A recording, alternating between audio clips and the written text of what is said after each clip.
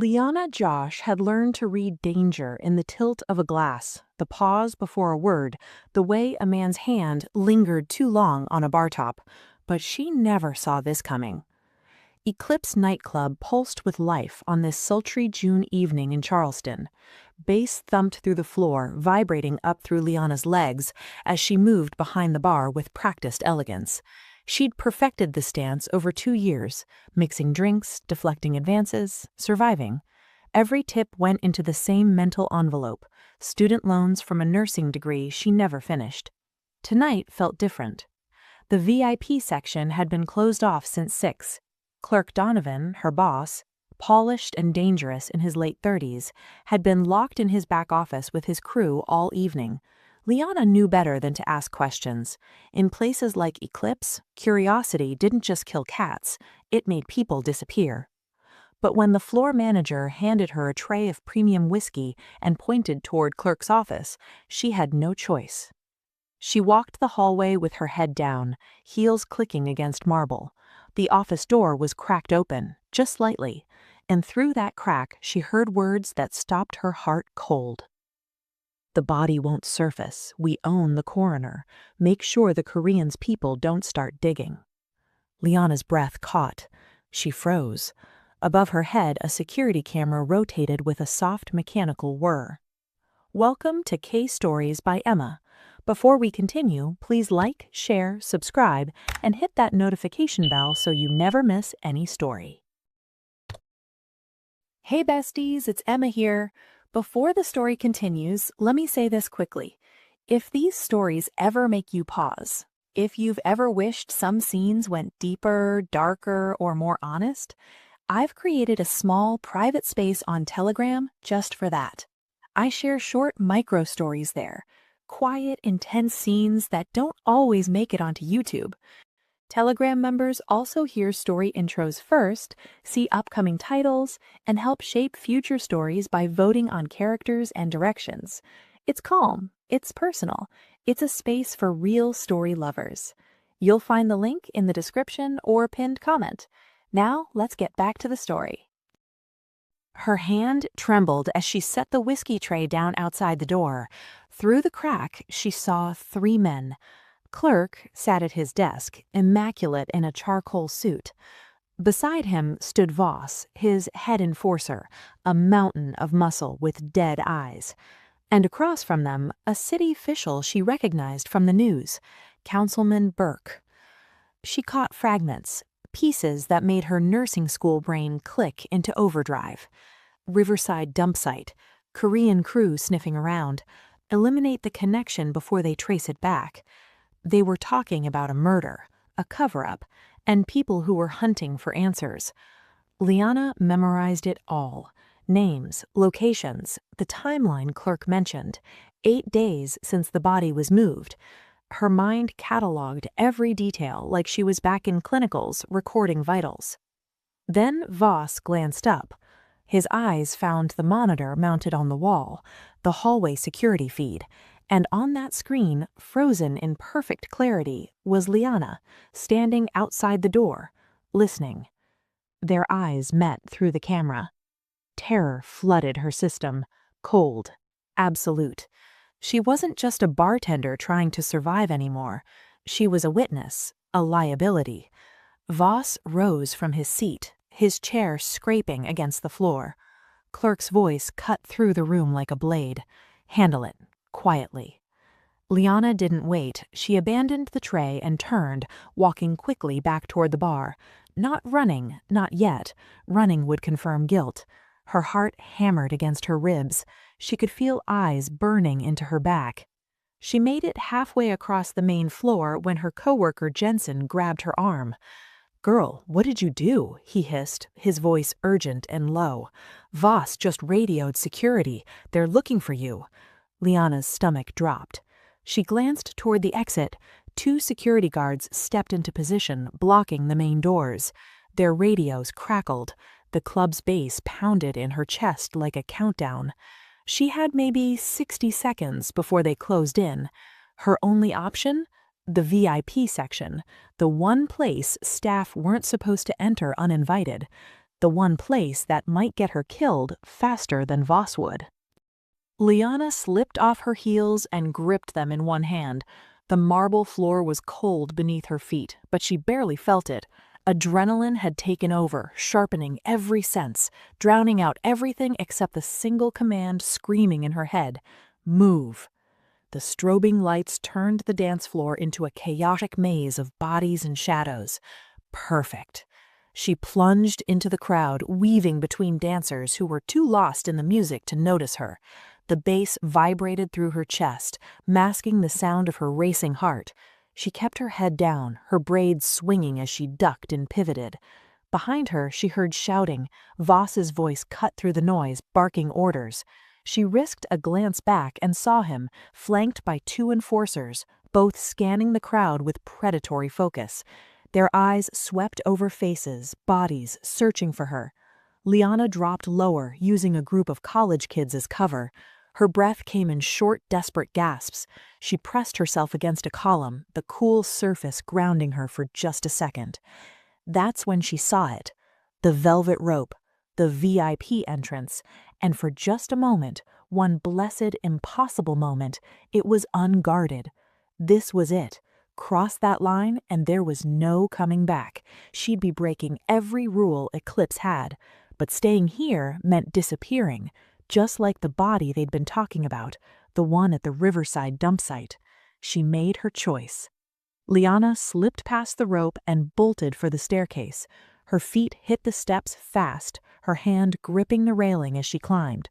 The second level opened up before her, quieter, more intimate. The music was softer here, filtered and distant. Amber lighting bathed everything in warm gold, casting long shadows across private booths that lined the walls. Each booth was separated by sheer curtains that shimmered in the low light. From somewhere below, Voss's voice exploded into the quiet like a gunshot. "Find her, now!" Liana's pulse spiked. She moved faster, her eyes darting between the curtains, looking for somewhere, anywhere to hide. Then she heard footsteps behind her. Heavy, deliberate. She spun around and her stomach dropped. A security guard stood at the top of the stairs, his hand already reaching for his radio, his eyes locked on hers. Panic seized her. Liana stumbled backward, her feet tangling beneath her. She crashed through the curtains of the nearest booth, her arms flailing for balance she couldn't find. She hit something solid. No. Someone. Her body landed awkwardly, her weight collapsing across a man's lap. Strong hands caught her waist instantly, steadying her before she could fall further. The grip was firm, controlled, the kind of touch that didn't ask permission.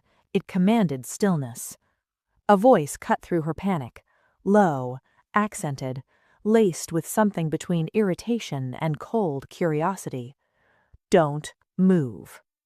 Liana froze. Her breath caught in her throat. Slowly, so slowly, she tilted her head up and found herself staring into the face of calm Ji-ho. His features were sharp, aristocratic, pale skin, dark eyes that held absolutely no warmth, just calculation, assessment, like he was deciding whether she was worth the trouble of acknowledging it all. He didn't push her off. He didn't speak again. He just watched her, waiting. Time stopped. Liana became acutely aware of every single point of contact, his hands on her waist, firm, steady, anchoring her in place, her palms pressed flat against his chest, feeling the expensive fabric of his black suit beneath her trembling fingers, the heat of his body radiating through the layers between them. She couldn't breathe. The booth wasn't empty. 3 other men sat around the low table, all Korean, all dressed in tailored suits that screamed money and power. They stared at her with varying degrees of surprise, one with raised eyebrows, another with a barely concealed smirk, the third stone-faced and unreadable. But Ji-ho himself was unnervingly still. His expression gave away nothing, no anger, no confusion, just cold, clinical observation. He didn't push her off, didn't demand an explanation. He simply studied her. The wild look in her eyes, the way her chest rose and fell in rapid, shallow breaths, the sheer desperation radiating from her like heat. Liana's mind raced. She had seconds, maybe less. Voss was coming. The security guard had seen her. This man, this stranger whose lap she just crashed onto, was her only shot. She made her choice. Leaning closer, her braids falling forward to partially shield her face, she brought her lips to his ear. 3 words, barely a whisper. "Please help me." Her voice cracked on the last word, betraying just how terrified she really was. Jiho's jaw tightened. She felt the subtle shift in his posture, the flex of muscle beneath her hands. For a long, agonizing moment, he said nothing. His dark eyes searched hers, dissecting her like a puzzle he was deciding whether to solve. Then, from somewhere outside the booth, Voss's voice rang out. "Check the VIP booths." Liana's fingers curled into Jiho's jacket, gripping the fabric like a lifeline. She was trembling now, her body betraying the calm she was desperately trying to project. Something shifted in Jiho's expression. It was so subtle she almost missed it. A slight narrowing of his eyes, a decision clicking into place behind that unreadable mask. He made his choice too. His hand moved from her waist to the small of her back, the pressure increasing just enough to hold her firmly in place. He turned his head slightly, speaking to his associates in rapid Korean. His tone was calm, authoritative, the kind of voice people obeyed without question. The 3 men exchanged glances. Then, without a word, they stood and filed out of the booth, disappearing through the curtains as silently as shadows. Now it was just the 2 of them. Jiho's eyes never left hers as he spoke, his voice low and deliberate, each word carefully chosen. "You will stay exactly as you are. You chose me for the evening. Do you understand?" Liana nodded, her throat too tight to form words. Outside the curtain she heard footsteps, heavy, purposeful, getting closer. A shadow fell across the sheer fabric, tall, broad-shouldered, Voss. Jiho's thumb began to trace a slow, deliberate circle against her back. The touch was controlled, almost clinical, but the message was clear. Stay calm, don't move, trust me. Liana held her breath as the shadow paused just beyond the curtain. Voss pulled back the curtain. His eyes landed on Liana immediately, still perched on Jiho's lap, her body angled toward him as though they'd been deep in conversation, intimate, private. Jiho didn't flinch. He turned his head slowly, his gaze meeting Voss's with cold, measured irritation, the kind of look that didn't need volume to carry weight. "This area is private." 3 words, calm, final. Voss hesitated. His eyes narrowed as he took in the scene, Liana's position, Jiho's hand resting casually on her back, the booth now empty except for the 2 of them. He was calculating, weighing his options. Liana forced herself to breathe slowly, in, out. She kept her expression neutral, her posture relaxed, like she belonged exactly where she was, like this was normal. Voss's attention shifted back to her, his jaw tight. "Your shift isn't over." Liana opened her mouth, but before she could form a response, Jiho cut in, smooth, effortless. "I requested her company personally, bill it to my account." The silence that followed felt like a blade hanging in the air. Voss's hand twitched toward the radio clipped to his belt. His fingers hovered there, uncertainty flickering across his face. He was trying to decide if pushing this was worth the risk. That's when the shadows moved. A broad-shouldered man stepped forward from the corner of the booth, so still before that Liana hadn't even noticed him. His suit was dark, his expression blank, but his presence spoke volumes. Jiho's bodyguard, and he wasn't asking questions.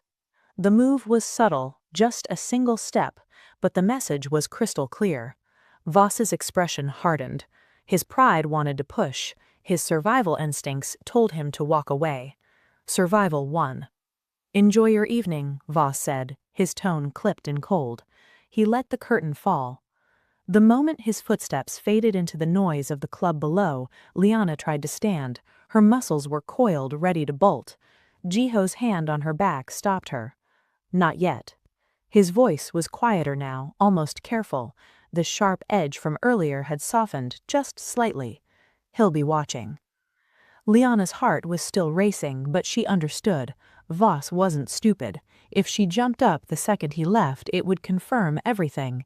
So she stayed, frozen, trapped between terror and the strange, unsettling calm of the man beneath her. Jiho kept her there for another 2 minutes, long enough for Voss to move on, short enough to avoid crossing a line neither of them had agreed to. When he finally released her, his hand lifting from her back, Liana slid off his lap. Her legs were unsteady. She gripped the edge of the table to keep from stumbling. Jiho stood in one smooth motion, adjusting his cufflinks with the kind of precision that suggested he did everything with control. He didn't look at her as he spoke. "There's a service exit near the kitchen. My driver will take you wherever you need to go." No hesitation, no questions, just a statement of fact. He didn't wait for her thanks, didn't wait for anything. He simply walked toward the exit, his bodyguard falling into step behind him. And he expected her to follow. The night air hit Liana's face like a slap. She stood in the alley behind a clips, still clutching her heels in one hand, her bare feet against rough asphalt. The humidity wrapped around her like a second skin, thick and suffocating. Her heart was only now beginning to slow, the adrenaline starting to ebb and leave exhaustion in its wake. A sleek black sedan idled a few feet away, engine purring softly. The driver's door opened and a young woman stepped out. She was sharp-featured, maybe late 20s, with her hair pulled back into a tight ponytail. Her eyes swept the alley with practiced efficiency, and Liana caught the telltale bulge of a concealed weapon beneath her fitted blazer. "Isla," the woman said by way of introduction, opening the rear passenger door. Her tone was professional, clipped. "Get in." Liana turned, searching for Jiho. She wanted to thank him, needed to, even if the words felt inadequate for what he'd just done, but he was already walking away. His phone was pressed to his ear, his voice low and rapid as he spoke in Korean. His bodyguard flanked him, and neither of them looked back, not once. The dismissal stung more than it should. Liana stood there for a beat too long, feeling foolish. Of course he didn't care. She was a problem he'd solved, a disruption he'd handled, nothing more. She climbed into the car. The interior smelled like leather and something faintly expensive. Cologne, maybe. Liana sank into the seat, her body finally registering how badly she was shaking. Isla slid behind the wheel without a word and pulled out of the alley smoothly, merging into Charleston's late-night traffic. They drove in silence. Liana watched the city roll past, neon signs, late-night diners, clusters of people stumbling out of bars. Normal life, the kind she'd been living just 2 hours ago. Isla pulled up outside a modest apartment complex on the east side of Charleston, Liana's building. She hadn't given an address. "How did you—" "Out," Isla said, not unkindly. Liana stepped onto the curb, her legs still unsteady. Before she could close the door, Isla leaned across the seat and held out a small white card. No name, no logo, just a single phone number printed in black ink. "If they come for you again," Isla said, her eyes locking onto Liana's, "call that number." Before Liana could ask who they were or who would answer, the car door shut and Isla pulled away, taillights disappearing into the night. Liana stood there for a moment, staring at the card in her hand. Then she climbed the stairs to her second-floor apartment, unlocked the door, and collapsed onto her couch. The adrenaline crash hit her all at once, her hands shaking, her breath uneven, her mind replaying everything in sharp, disjointed flashes. Voss's eyes on the monitor, Jiho's hands on her waist, the cold authority in his voice. She pulled out her phone and opened her notes app. Her fingers moved almost on autopilot, typing everything she could remember: names, dates, the Riverside dump site, the Korean crew clerk had mentioned, the coroner they claimed to own. She had to document it, all of it, in case. Her phone buzzed. Unknown number. Liana's stomach dropped. She opened the message. Delete everything. Forget what you heard. This is your only warning. Her blood ran cold. They'd tracked her phone. They knew where she was, what she was doing. She wasn't safe. Not even close. Liana didn't sleep. She spent the entire night on her couch, staring at the text message, jumping at every sound outside her window. By the time dawn broke through her blinds, she'd made her decision. Go to the police. It was the only move that made sense. Clerk might own a coroner, might have dirty cops in his pocket, but he couldn't own everyone. There had to be someone clean, someone who'd listen. She showered quickly, scrubbing away the sweat and fear from the night before. She braided her hair into a tight crown, dressed in jeans and a simple cream blouse, something that made her look credible, trustworthy, the kind of woman the police would take seriously. She slipped Isla's card into her pocket, grabbed her keys, and left. The Charleston Police Precinct was a 15-minute walk from her apartment. The morning air was already humid, the city waking up around her. She kept her head down, moving with purpose. She made it 3 blocks before she noticed the black SUV. It was trailing her, slow, deliberate, keeping just enough distance to pretend it wasn't following. Liana's stomach dropped. She sped up, crossing the street mid-block. The SUV turned, matched her pace. Panic clawed at her chest, sharp and breathless. She glanced around. Early morning traffic, a handful of pedestrians, but no crowds, no safety in numbers. She cut left into an alley, her shoes slapping against wet pavement. Maybe she could lose them, double back, find somewhere public. But when she reached the middle of the alley, her blood turned to ice. The SUV screeched to a stop, blocking the far end, and from the entrance behind her, 3 figures stepped into view. Voss and 2 of his enforcers. She was cornered. Voss smiled, cold, predatory, like a man who'd been looking forward to this moment. You should have taken the warning, Liana.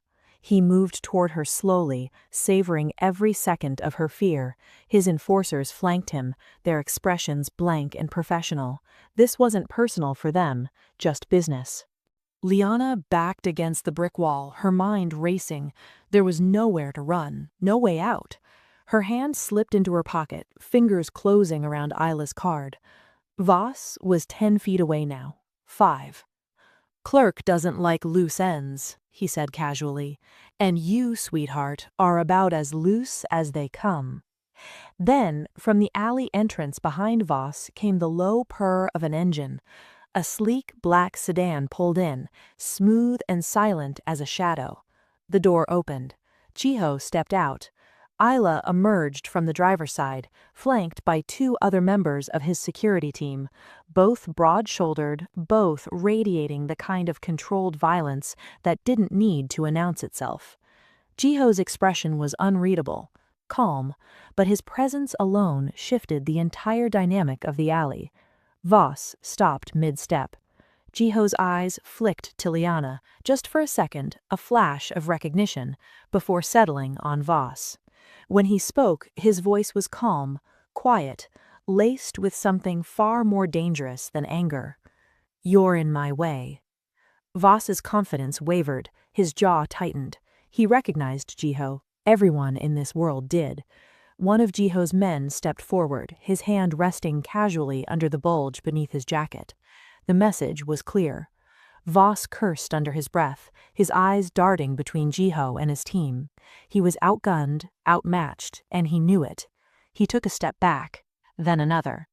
But before he retreated fully, he locked eyes with Liana one last time. This isn't over. Then he turned and disappeared down the alley, his enforcers trailing behind him like dogs called to heel. Liana's knees nearly buckled as Voss's SUV disappeared around the corner. She pressed her palm against the brick wall, trying to steady herself, trying to breathe. Her entire body was shaking, not just her hands anymore, but everything. Jiho approached her with measured steps, his gaze sharp and assessing. He didn't rush, didn't offer comfort. He just watched her like he was cataloging every reaction, every tell. Get in the car. It wasn't a suggestion. Liana hesitated. Every instinct she had screamed at her to run, from Voss, from Clerk, from this man who'd moved through violence like it was second nature. But desperation was louder than instinct. Isla opened the rear door, her expression neutral, but her posture ready, waiting. Jiho's voice cut through Liana's spiraling thoughts, clipped and final. We don't have time for debate. Liana climbed in. The interior was exactly as she remembered. Leather, expensive cologne, but kind of quiet that felt heavy. Jiho slid in across from her, his posture controlled, his hands resting on his knees. The door shut with a soft click, sealing them in.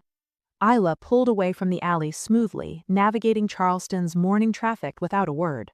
Silence hung in the air between them. Thick, uncomfortable. Jiho didn't break it immediately. He just studied her, the way her hands twisted in her lap, the way her breath came too fast, the way she couldn't quite meet his eyes. Finally, he spoke. Why were they hunting you? Liana's throat tightened. She'd spent all night rehearsing what she'd say to the police, but sitting here, across from this man who'd saved her twice now, the words felt different, heavier. She told him everything. The whiskey delivery, the cracked office door, the conversation she wasn't supposed to hear. Clerk's voice, cold and confident, discussing the body that wouldn't surface, the coroner they owned, the directive to make sure the Korean crew didn't start digging. Jiho's expression didn't change as she spoke. He didn't interrupt, didn't react, but when she mentioned the Korean crew, something flickered in his eyes, brief, almost imperceptible. What exactly did they say about us? Liana recounted it word for word.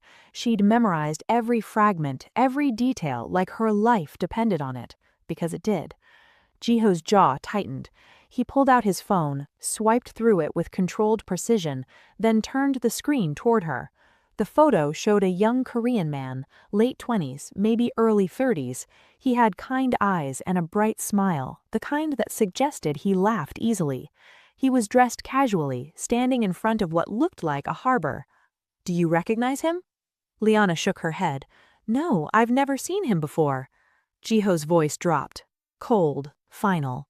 His name was Min Jun. He was my second in command. He's been missing for 8 days.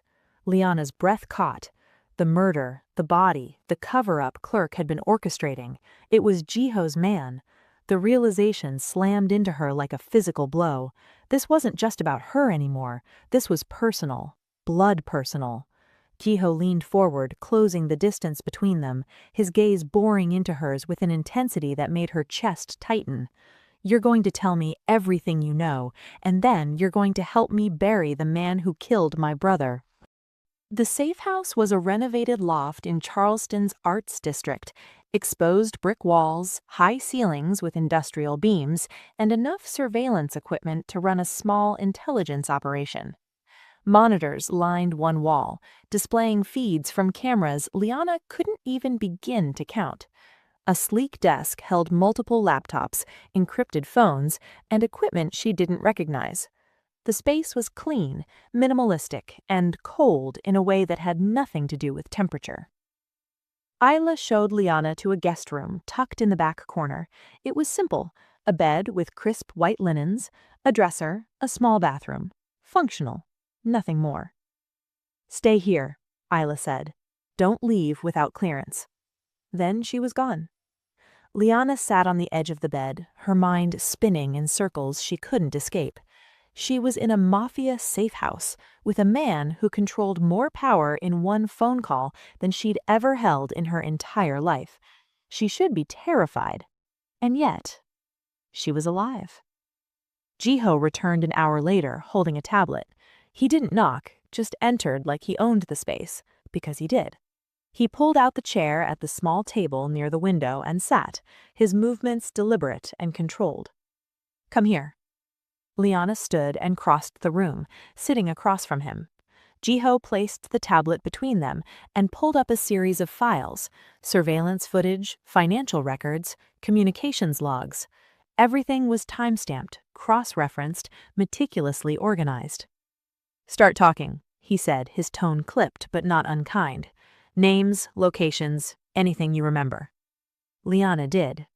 She was surprised by how much she'd retained. The city official's name, Councilman Burke, the mention of a riverside dump site near the old industrial zone, the timeline clerk had referenced, 8 days since the body was moved, the coroner they claimed to own. Jiho listened intently, his eyes never leaving her face. He asked precise questions, cutting through her rambling to pull out the details that mattered.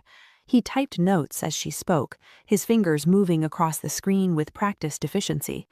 As they worked, something shifted. Jiho's coldness began to crack. Not much, just enough for Liana to notice the way his jaw tightened when she mentioned Minjin's name, the way his hand gripped his pen a little too hard when she recalled a detail about the Korean crew being close to finding something.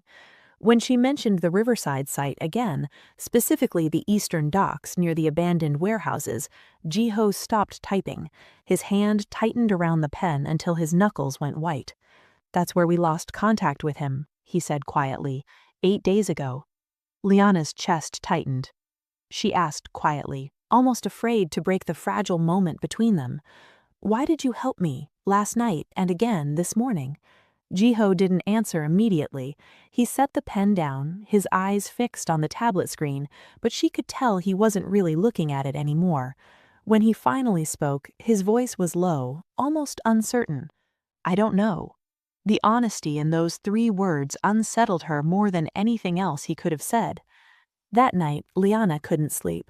She lay in bed, staring at the ceiling, replaying the day in her mind. Eventually, she gave up. She slipped out of the guest room and padded quietly into the main space.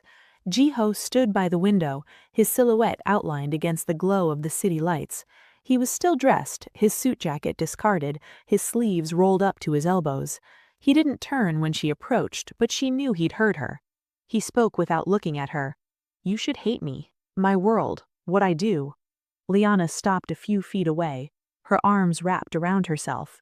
"Maybe," she said softly, "but you saved my life twice." The silence that followed felt heavier than words. 3 days passed. Liana and Jiho fell into a rhythm. Mornings spent analyzing clerk's operation, cross-referencing financial records with surveillance footage, mapping out his network of dirty officials and enforcers.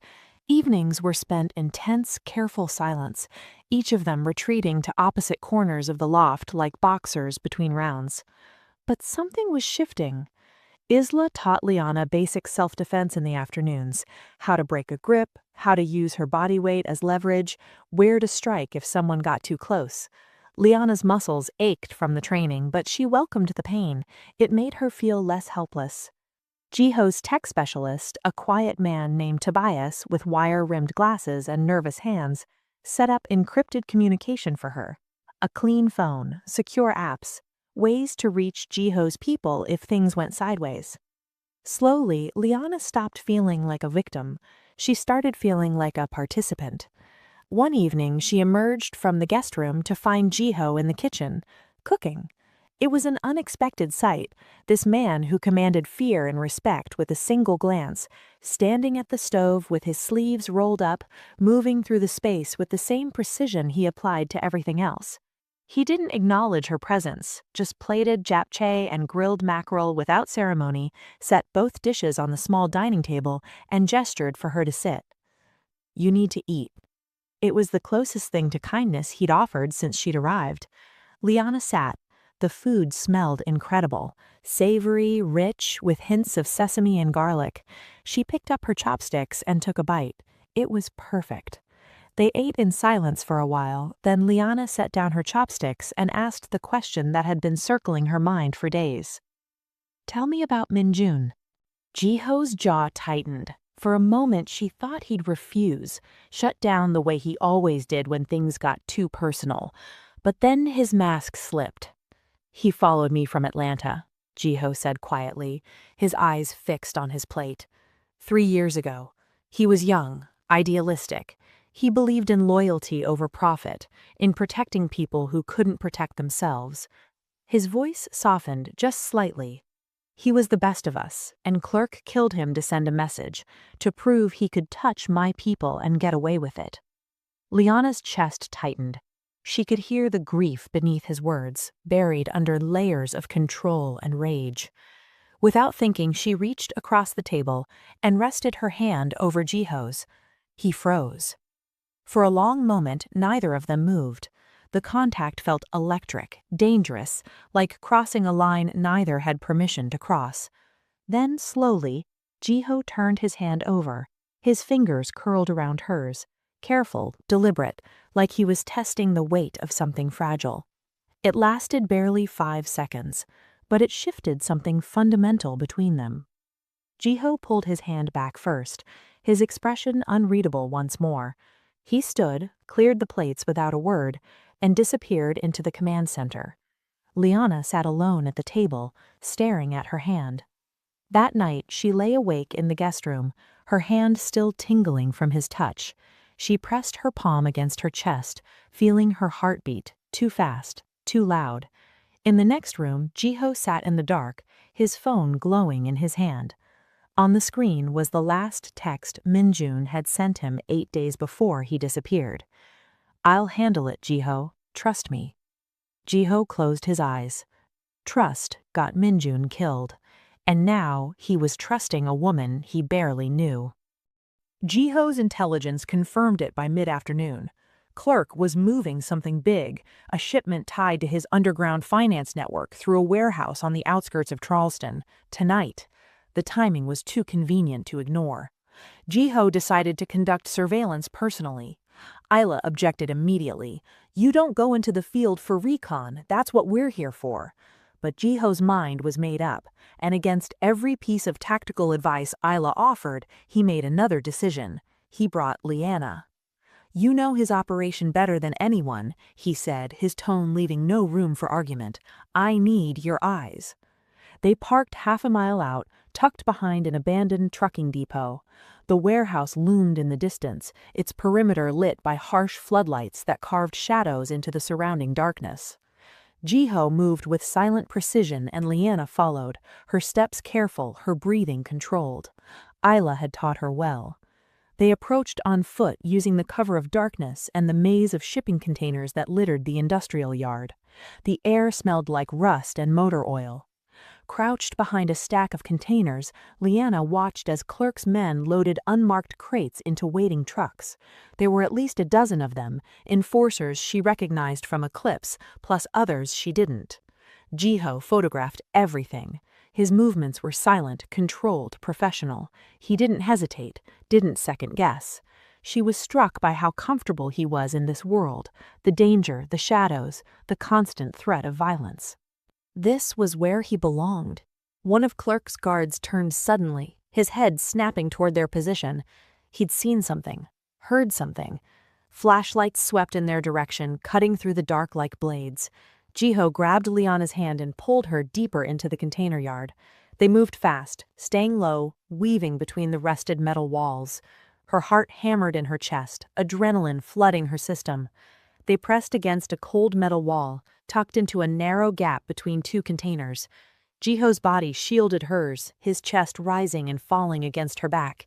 His breath was warm against her temple. The guard's footsteps grew closer. The beam of his flashlight swept across the ground just feet from where they stood. Liana held her breath. Her heart pounded so loudly she was certain it would give them away. Jiho's hand moved from her wrist to her waist, steadying her, grounding her. His grip was firm, deliberate, like he was anchoring her to the moment. The guard paused, listened. Then, after what felt like an eternity, he moved on. When the danger passed, neither of them moved immediately. Jiho's forehead rested briefly against hers, and she could feel the tension radiating from him, not fear, but something else entirely, something raw and unguarded. His voice was barely a whisper. "You okay?" Liana nodded, not trusting herself to speak. They made it back to the car in silence. Jiho didn't let go of her hand until he opened the passenger door. Even then, his fingers lingered for just a second longer than necessary before he released her. As he drove, the city lights blurring past the windows, Liana stared out at the darkness and realized something terrifying. She wasn't just in his world now, she was starting to belong there. Back at the safe house, Jiho downloaded the surveillance photos onto his main system. What they revealed was worse than expected. Clerk wasn't just covering up Minjun's murder. The shipment they'd photographed, the unmarked crates, the coded manifests, it was all tied to a trafficking operation. People, resources, money moving through channels that Jiho's organization had been trying to dismantle for years. And Clerk had been siphoning from it, skimming profits, redirecting routes, playing both sides. Jiho's fury was quiet but absolute. He made calls, to Atlanta, to contacts in other cities, his voice low and controlled as he spoke in rapid Korean. Plans began to take shape. Tobias pulled up financial records, cross-referencing shell companies and wire transfers. Ela coordinated with operatives on the ground. Liana watched him work, seeing for the first time the full scope of his power. This wasn't just a man with money and influence. This was a strategist, a commander, someone who moved entire operations with a single phone call. It should have frightened her, but it didn't. Late that night, Liana couldn't sleep again. She wandered through the loft and found the staircase leading to the rooftop terrace, a space she hadn't known existed until now. Jiho stood at the railing, his silhouette outlined against the glow of Charleston's skyline. The city sprawled below them, lights flickering like stars scattered across the earth. She joined him without asking. For a long time they didn't speak. The night air was warm, humid, carrying the faint scent of the harbor. Finally, Liana said softly, "You carry a lot." Jiho's laugh was bitter, humorless. "It's the only thing I know how to do." She turned to face him, studying his profile, the sharp line of his jaw, the tension in his shoulders, the weight he carried like armor. "You don't have to carry it alone." Jiho looked at her then, really looked at her, and something in his carefully constructed armor fractured. He reached out slowly, his fingers brushing her cheek, tracing the line of her jaw with a gentleness that contradicted everything she knew about him. His voice was rough when he spoke. "You should go. When this is over." He paused, his thumb grazing her bottom lip. "Back to Atlanta, away from me." Liana didn't move, didn't flinch. Her eyes held his, steady and unwavering. "What if I don't want to?" The words hung between them, dangerous and raw. Jiho's breath hitched. She saw the war playing out behind his eyes, control versus desire, logic versus something he couldn't name. Then he closed the distance. His hand slid to the back of her neck, his fingers threading through her braids. He hesitated, just for a breath, giving her the chance to pull away. She didn't. When his lips met hers, it was slow, deliberate, devastating. The kiss deepened, and Liana felt herself melt into him, her hands finding the front of his shirt, gripping the fabric like an anchor. His other arm wrapped around her waist, pulling her closer, eliminating the space between them. For the first time in years, Jiho allowed himself to feel something other than control. When they finally pulled apart, both breathless, their foreheads resting together, he whispered against her lips, "This complicates everything." Liana smiled, her breath mingling with his. "I know." His hand tightened in her hair, and he kissed her again, deeper this time, more certain. The city lights blurred around them, the world narrowing to just this moment, this connection, this choice they were both making. When they finally broke apart, Jiho's eyes searched hers, looking for doubt, for hesitation. He found neither. Armed with evidence, recordings, financial records, witness testimony, Jiho orchestrated a trap. It took 2 days to set up. Tobias fabricated communications through a compromised contact in Clerk's network, someone who'd been feeding information to Jiho for weeks. The bait was simple, a lucrative deal involving the trafficking routes Clerk had been skimming from. A meeting, same warehouse, tomorrow night. Too good to refuse. Clerk took it. The night air was thick with humidity as Jiho's team moved into position around the warehouse perimeter. Liana sat in a secure vehicle half a block away, Isla behind the wheel, engine running. Her testimony had been recorded, every detail she remembered, every name, every location, and it was ready to be delivered to federal contacts Jiho had carefully vetted over the years. Clean agents, ones who couldn't be bought. Through the tinted windows, Liana watched the warehouse entrance. Clerk arrived exactly on time, his black SUV pulling up with Voss in the passenger seat and a small crew in the vehicle behind them. 4 men total. Not enough if things went sideways, but enough to look legitimate. They stepped out, Clerk straightening his suit jacket with the same polished confidence he always carried. He walked into the warehouse expecting a negotiation. Instead, he found Jiho waiting in the center of the empty space, flanked by 6 of his people. The overhead lights cast harsh shadows across the concrete floor. The loading bay doors at both ends were closed, sealed, surrounded. Clerk stopped mid-step, his eyes sweeping the room, his jaw tightened as the reality of the situation clicked into place. He'd been outmaneuvered. Jiho's voice cut through the silence like a blade, cold, precise. "You killed my brother. You thought you could hide behind dirty cops and politicians." Clerk's expression hardened. He tried to recover, falling back on the arrogance that had protected him for years. "You have no idea who you're dealing with. I have friends, people who'll bury you if anything happens to me." Jiho didn't blink. "Your friends are already talking, saving themselves." Clerk's confidence wavered. He glanced at Voss, who shifted his weight, hand inching toward his jacket. "Don't," Isla's voice crackled over Jiho's earpiece. But Voss moved anyway. He pulled a weapon, a desperate, reckless play. Jiho's team responded instantly. 3 red laser dots appeared on Voss's chest before he could even raise the barrel. He froze, his breathing ragged, eyes wide with the kind of fear that comes from realizing you've made a fatal mistake. "Drop it," one of Jiho's men ordered. Voss hesitated, then the gun clattered to the floor. Jiho stepped forward, his movements slow and deliberate.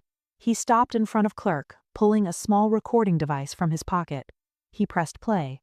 Clerk's own voice filled the warehouse, clear, damning. "The body won't surface. We own the coroner. Make sure the Koreans' people don't start digging." Clerk's face went ashen. Jiho's voice was quiet, lethal. "I could end you right here, but I won't." He signaled to Isla, who appeared from the side entrance, flanked by 2 federal agents in plain clothes.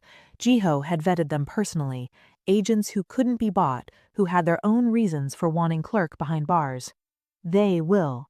The agents moved forward, reading Clerk his rights as they cuffed him. Voss and his crew were secured next, all of them subdued and silent. Clerk struggled, his composure finally shattering. "You're making a mistake, Kang. You don't know what you've started."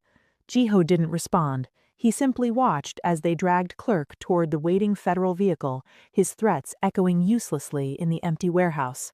When the space finally emptied, Jiho walked back to the vehicle where Liana waited. She stepped out as he approached, her heart pounding as she searched his face.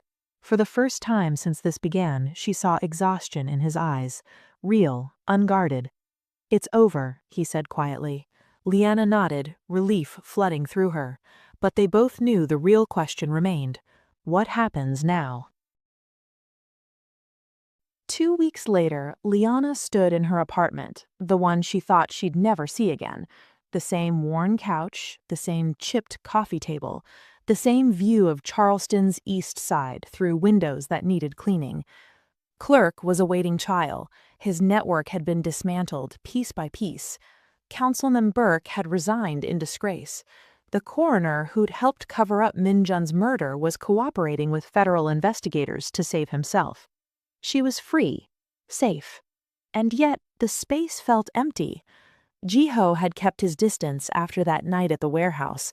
He'd made sure she was protected, assigned security she never saw but knew was there, made sure her testimony was airtight, that the federal prosecutors had everything they needed, made sure she could return to her life. But he didn't come himself. Liana told herself it was better this way, cleaner. He'd said it himself on that rooftop. She should go back to Atlanta, away from him, away from his world. So she was doing exactly that. She'd reapplied to the nursing program at Emory, got accepted, found a small studio apartment near campus. It was time for a fresh start, time to become the person she'd been trying to be before Eclipse, before Clerk, before everything fell apart. She was packing when the knock came. Liana froze, her hands still gripping the sweater she'd been folding. She wasn't expecting anyone. Security would have called up. She crossed to the door and opened it. Jiho stood in the hallway, his hands in his pockets, his expression unreadable. He wore a simple black shirt and dark jeans, no suit, no armor, just him. "You're leaving." It wasn't a question. Leona nodded, her throat suddenly tight. "You told me to." Jiho stepped inside, closing the door behind him with a quiet click. The space felt smaller with him in it, more charged. "I was wrong." The words cost him something. She could see it in the tension in his shoulders, the way his jaw tightened, the vulnerability he was forcing himself to show. He crossed the room, his eyes never leaving hers. "I don't know how to do this," he said, his voice low and rough. "I don't know how to be soft, but I know that letting you walk away is the worst mistake I could make." Liana's breath caught. Her heart hammered in her chest as he stopped in front of her, close enough that she could feel the warmth radiating from him. "I spent 2 weeks telling myself you'd be safer without me," Jiho continued. "That you deserved a normal life, someone who could give you peace." He paused, his eyes searching hers. "But I can't let you go." Liana reached out slowly, taking his hand and threading her fingers through his. "Then don't let me." Something in Jiho's expression broke. Relief? Hope? Something raw and unguarded. He pulled her close, his forehead resting against hers, his arms wrapping around her waist like he was afraid she might disappear. "I can't promise you easy," he whispered. "I don't want easy," Liana whispered back. "I want you." The kiss that followed was slower this time, less desperate, more certain. His lips moved against hers with a tenderness that made her chest ache, his hands cradling her face like she was something precious. When they finally pulled apart, both breathless, Jiho spoke against her lips. "Atlanta or Charleston?" Liana smiled, her hand sliding up to rest against his chest, feeling his heartbeat beneath her palms. "Wherever you are." Jiho kissed her again, deeper this time, his arms tightening around her. The half-packed boxes forgotten. The nursing program could wait. Atlanta could wait. This, right here, right now, was exactly where she needed to be. The end. Thank you for watching K-Stories by Emma.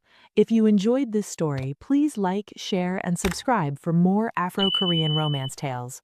Drop a comment below telling me what you thought of Liana and Jiho's journey. Until next time, keep believing in love that breaks all the rules.